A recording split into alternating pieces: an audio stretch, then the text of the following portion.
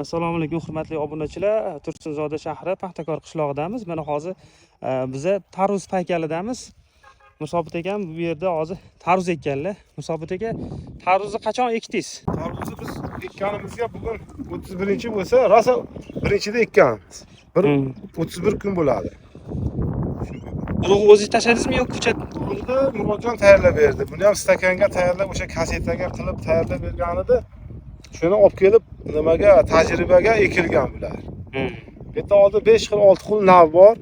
Qanaqa nav? Ana navlarni boshqa nomer qo'yib, nomlari yo'q. Shuni nomerlar bergan. O'zi biladi endi qanaqa ajratib olar ekan. Ichidan qaysi nav yaxshi bo'lsa, o'sha navni keyin nimaga taqdim qilaman deyapti dehqonlarga. Bu faqat o'rganish uchun ekilgan tarvuz bular. Natijasi yomon emas, hammasi ham mana ko'rib turganingizdek 1 oy bo'lgan tarvuz qalagi pashti yopdi. Mana hosilga o'tirgan, hosillari bor. Xudo xolasa shu 65 kun, 70 kunda tayyor bo'ladi degan. Nimasi? Siz ilgarida tarvuz ekib yurganmisiz? Avvaldan bir 15-20 yildan beri tarvuz ekanmiz. Mana oldingi biz bunaqa nimada qilmas edik-ku stakanda. Faqat urug'ni yerga shunday qadab qo'yar edik. Unda ko'proq chiqmay qolib, shunaqa nimalar ko'p bo'ladi. Ola bo'ladi. Ola deymiz endi o'zimizning tilda. Pateri bo'lgan. Pateri bo'ladi, ha. Bunda paterisi bo'lmas ekan. Shu ustida ko'chat olib kelib ustida ekdik. Shuni ichida bitta ikkita qayindi bo'ladi baribir. Yo'q hisobida. 100 top kelgan bo'lsa, 98 ta ko'kargan bo'lsa, 2 dona bo'lgan bo'lsa, u ishim yo'q degan hisobi. Sug'orish qanaqa o'zi? Kiloga ekibsiz siz? Kiloga ekkanmiz, ham ishlang bilan ketadi. Kapelni qilib qo'ygan. Ham agar ariqdan suv bo'lmasa, shu nimadan foydalanish uchun kapel qilib qo'yganman. Nega hozir ariqda suv bor, ariq bilan suvlayapmiz. Qachon kerak bo'lsa, suvga qiynalib qolsak, buni zapas qilib ishlang ham tashab qo'yganman.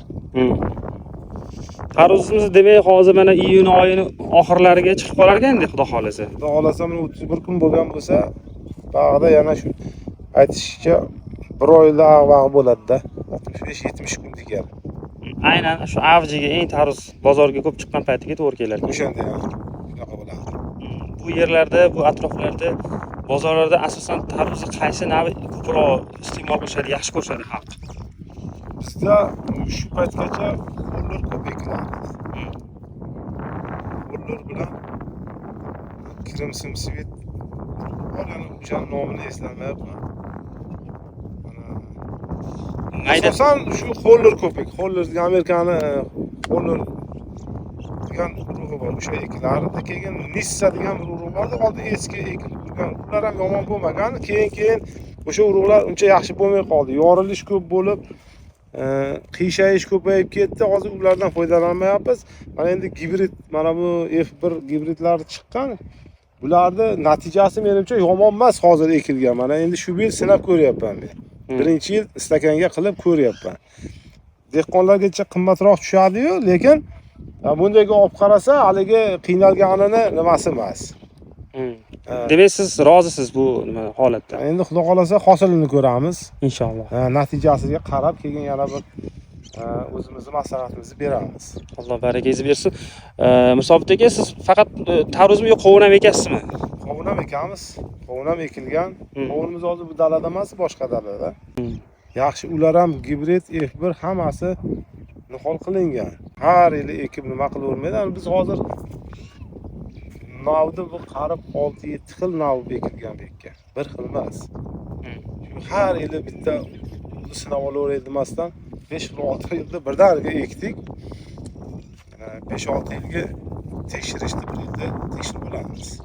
Demak, shu tajribadan kelib chiqib turib, keyin siz o'sha navni tanlab, yeringizga mosini tanlab, maqsad shu. Maqsadimiz shu. Tushunarli. Rahmat, Alloh rozi bo'lsin. Dehqonchilingizga Alloh baraka bersin.